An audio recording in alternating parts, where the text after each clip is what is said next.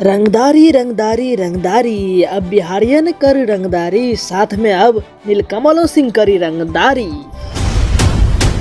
तो दोस्तों इस एल्बम का नाम होने वाला है नथुनिया पे मारे गोली, और इस एल्बम में नथुनिया रहेगा नीलम गिरी का।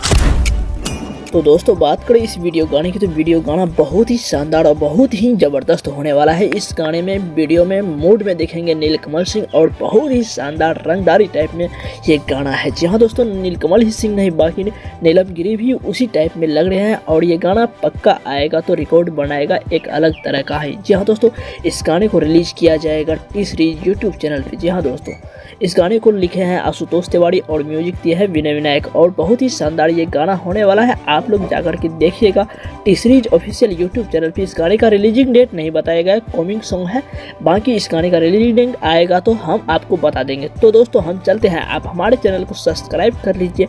तब तक के लिए बाय बाय, जय हिंद।